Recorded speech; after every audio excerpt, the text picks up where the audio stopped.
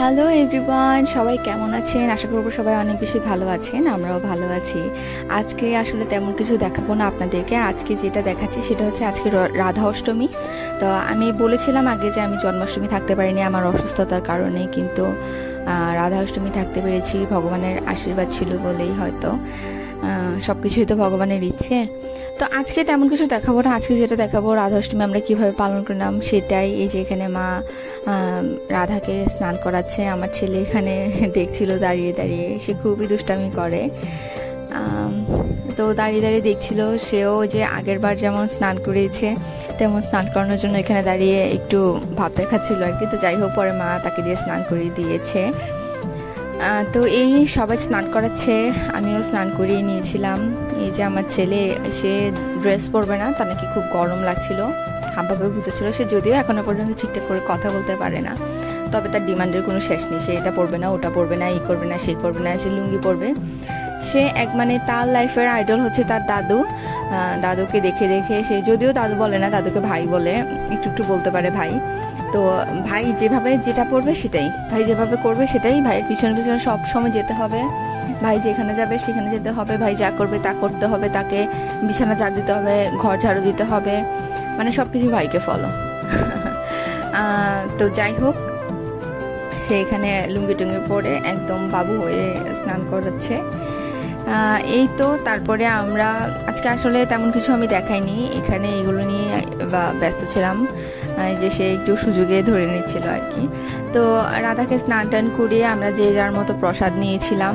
তারপর মা অবশ্য ভোগ দিয়েছিল, মা রাধাষ্টমীতে খিচুড়ি করেছিল, পায়েস করেছিল, সেগুলো ভোগ দিয়েছিল। সেই প্রসাদ টসাদে আমরা খেয়েছি, খেয়ে তারপর সারাদিন যে যার মতো একটু ছিলাম আর কি। আসলে উপাস থাকলে দেখা যায় যে খাওয়ার পর শরীরটা তেমন বেশি একটা ভালো লাগে না। তো দ্যাটস ওয়াই আমারও তেমন একটা শরীর ভালো লাগছিল না, সেজন্য আর আজকে তেমন কিছু দেখাইনি, এই আর কি। তো এই যে আমার ছেলে এখানে এদিক যাচ্ছে একবার, ওদিক যাচ্ছে একবার, কি করবে নিজেও বুঝতে পারছে না।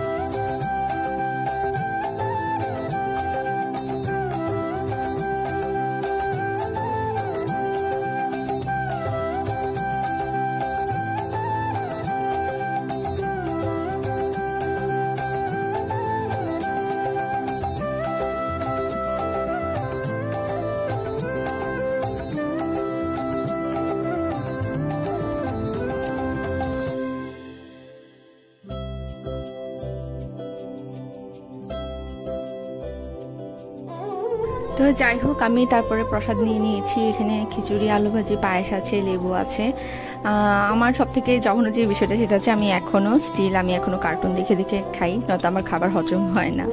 তো তারপর আমার ছেলেকে আমি বলছিলাম যে আয় কিছু একটু খা, আমার থেকে একটু খা, না সে খাবে না। সে এত বেশি জিদ্দি হয়েছে, সে যা বলবে তাই। তার কি একটা কোথা থেকে বোতল কুড়িয়ে নিয়েছে, আমি ওটাও তার হাত থেকে নিতে পারছিলাম না। তো এই ছিল আজকে এই পর্যন্তই। আপনারা সবাই ভালো থাকবেন, সুস্থ থাকবেন, আর আমাকে কমেন্ট করে জানাবেন কে কোথা থেকে দেখছেন। So tata.